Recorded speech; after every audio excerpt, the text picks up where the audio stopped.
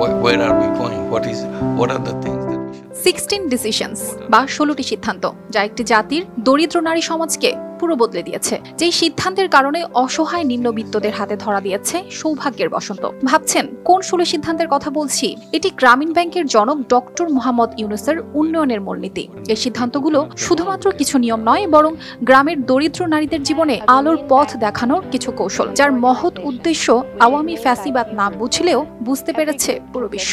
তার এই গল্পে অনুপ্রাণিত হয়ে বিখ্যাত চলচ্চিত্র নির্মাতা গেল ফেরারো একটি ডকুমেন্টারি তৈরি করেছেন, যার নামও দিয়েছেন 16 ডিসিশনস। তার এই ফিল্মে ডক্টর ইউনূসের এই অসাধারণ মূলনীতির গল্পটি জীবন্ত হয়ে উঠেছে।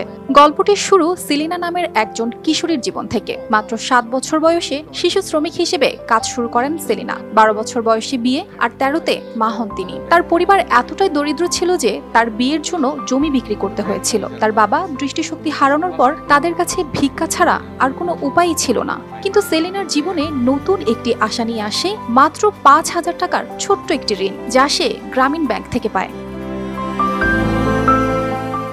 এই ঋণ দিয়েই সেলিনা একটি রিকশা কিনেন আর কিছু মুরগি কিনেন, যার ডিম বিক্রি করে সে অর্থ উপার্জন করতে শুরু করে। এটি ছিল সেলিনার জন্য একটি নতুন শুরুর, একটি নতুন জীবনের সূচনা।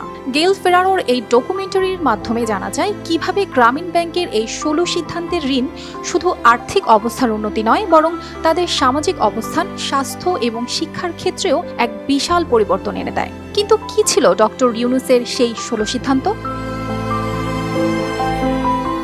জীবনের সকল ক্ষেত্রে শৃঙ্খলা, ঐক্য, সাহস এবং কঠোর পরিশ্রমের চর্চা ও প্রসার ঘটানো, নিজেদের পরিবারের সমৃদ্ধি আনা, নিজেরাই নিজেদের ঘরবাড়ি মেরামত এবং নতুন ঘর নির্মাণের জন্য কাজ করা, সারা বছর সবজি চাষ ও প্রচুর পরিমাণে গ্রহণ এবং উদ্বৃত্ত সবজি বিক্রি করা, বৃক্ষরোপণ মৌসুমে যত বেশি সম্ভব চারা রোপণ করা, পরিবারগুলো ছোট ও ব্যয় সীমিত করা এবং সকলের স্বাস্থ্য রক্ষা করা, সন্তানদের শিক্ষা ও তাদের শিক্ষার খরচ নিজেই বহন করতে পারে তা নিশ্চিত করা, সন্তান এবং পরিবেশকে পরিচ্ছন্ন রাখা, শৌচাগার নির্মাণ ও তার ব্যবহার করা, টিউবওয়েলের পানি পান করা, না থাকলে পানি ফুটিয়ে কিংবা ফিটকিরি দিয়ে বিশুদ্ধ করা, ছেলে মেয়েদের বিয়েতে কোনো যৌতুক দেয়া নেয়াকে বিরত থাকা ও বাল্যবিয়ে বন্ধ করা, অন্যায় না করা ও অন্যায় সহ্য থেকে বিরত থাকা, যাতে আয় বাড়ে তাই সবাই মিলে বড় বিনিয়োগ করা, একে অপরকে সাহায্য করতে সর্বদা প্রস্তুত থাকা, কেউ কোনো কষ্টে থাকলে সবাই মিলে তার সাহায্যে এগিয়ে আসা, যদি কোনো কেন্দ্রে শৃঙ্খলা লঙ্ঘন ঘটে